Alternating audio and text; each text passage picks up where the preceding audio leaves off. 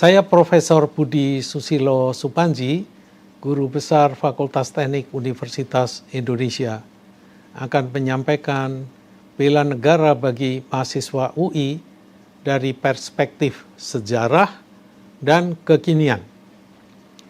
Konstitusi kita menyebutkan bahwa bela negara merupakan hak dan kewajiban warga negara. Bela negara dapat dilakukan melalui pendidikan kewarganegaraan seperti halnya MPKT yang saat ini sedang dilakukan para mahasiswa Universitas Indonesia atau pengabdian sesuai profesinya masing-masing. Warga negara juga bisa berpartisipasi dalam bela negara dengan mengikuti latihan dasar kemiliteran yang dilaksanakan oleh TNI atau Tentara Nasional Indonesia maupun komponen cadangan sesuai peraturan perundangan yang berlaku. Masih banyak aktivitas lain yang terkait dengan bela negara.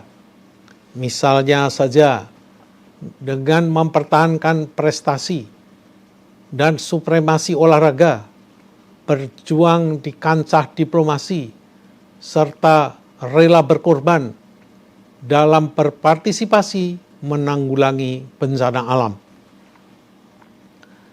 Setiap tahun, Hari Bela Negara diperingati tanggal 19 Desember.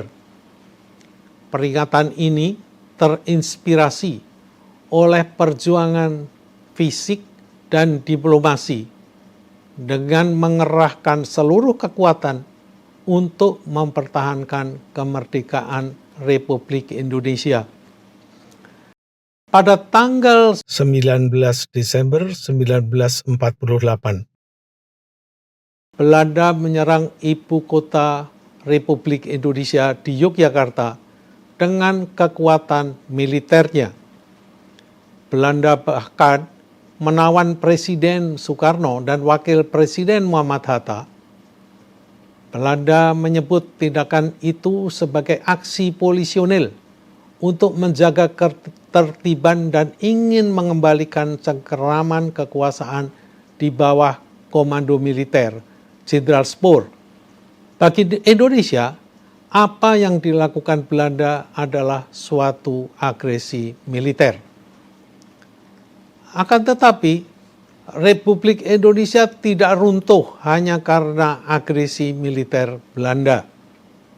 Mr. Safruddin Prawira Negara langsung mengumumkan berdirinya pemerintah darurat Republik Indonesia di Bukit Tinggi, Sumatera Barat. Dan Panglima Besar Jenderal Sudirman memimpin perlawanan melalui perang gerilya dengan didukung seluruh komponen rakyat. Ketangguhan rakyat Indonesia dalam membela negara membuahkan hasil. Belanda akhirnya mengakui kedaulatan Indonesia pada 27 Desember 1949. Ibu kota negara Republik Indonesia kembali ke Jakarta setelah beberapa tahun pindah di Yogyakarta. Jadi, spektrum bela negara sangat luas, dari yang bersifat keras atau hard power melalui kekuatan bersenjata. Bela negara dapat juga bersifat lunak atau soft power dengan berjuang sesuai dengan profesi dan keahlian masing-masing. Pengalaman membuktikan bahwa dengan semangat bela negara, Indonesia dapat memenangkan revolusi fisik dalam mempertahankan kemerdekaan. Walaupun bangsa Indonesia kalah dalam kuantitas dan kualitas persenjataan militer, maka adalah tepat jika sistem pertahanan kita menganut pertahanan rakyat semesta atau Total Defense System. Semangat bela negara ini perlu dipelihara pada semua kalangan, mulai dari anak-anak, remaja, pemuda, mahasiswa, orang dewasa, hingga lanjut usia sesuai dengan profesinya dan perlu disosialisasikan semenjak sedini mungkin. Seorang mahasiswa yang berperilaku disiplin, menepati janji, taat pada peraturan dan hukum, serta punya semangat untuk saling menolong antara anak bangsa, juga dianggap sebagai bentuk bela negara. Menjalankan 9 nilai dasar UI juga merupakan wujud semangat bela negara mahasiswa UI. Mahasiswa UI yang memberikan contoh keteladanan selama di dalam kereta atau KRL, membantu menyeberangkan orang tua, serta menolong sesama mahasiswa UI, baik dalam tenaga dan pikiran, adalah bentuk real bela negara. Contoh lain, dengan menghindarkan diri dari perbuatan tercela, mahasiswa menjunjung tinggi peri keadilan dan nilai kesusilaan, menghargai sesama mahasiswa, serta mentaati peraturan yang berlaku di UI, maka seorang mahasiswa tersebut dapat dikatakan telah turut serta dalam upaya bela negara.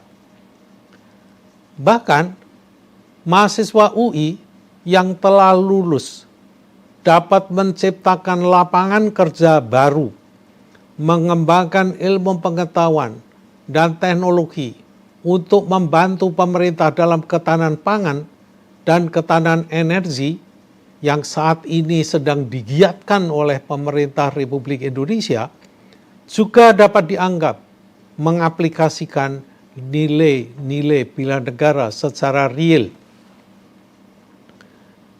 Bangsa Indonesia dan letak geografisnya berada di posisi silang strategis di antara Samudra Pasifik dan Samudra India, dan di antara benua Asia, daratan yang padat penduduknya, dan Australia yang relatif kurang padat penduduknya. Dengan jumlah pulau yang lebih dari 17.000, Indonesia punya sumber kekayaan alam melimpah di darat dan laut, maupun kekayaan biodiversitasnya yang mengagumkan. Tetapi di sisi lain, secara geografis, Indonesia terletak di daerah yang rawan bencana, serta kemungkinan terjadinya gempa tektonik dan vulkanik yang dapat berakibat fatal dengan kemungkinan meruntuhkan bangunan dan tanah. Contoh tambahan adalah curah hujan yang tinggi di satu sisi menguntungkan pertanian, namun di sisi lain dapat mengakibatkan bencana banjir dan tanah longsor. Di samping itu, adanya keragaman suku, ras, agama, dan keyakinan mengharuskan kita menjaga semangat persatuan dan kesatuan bangsa agar negara yang didirikan oleh para founding fathers dapat terjaga keutuhannya. Di sini kita menyadari semboyan Bhinneka Tunggal Ika harus terus dijaga sebagai kekayaan bangsa. Dengan Bhinneka Tunggal Ika, kita pelihara dan tumbuhkan semangat bela negara untuk menjaga keutuhan negara kesatuan Republik Indonesia. Terima kasih.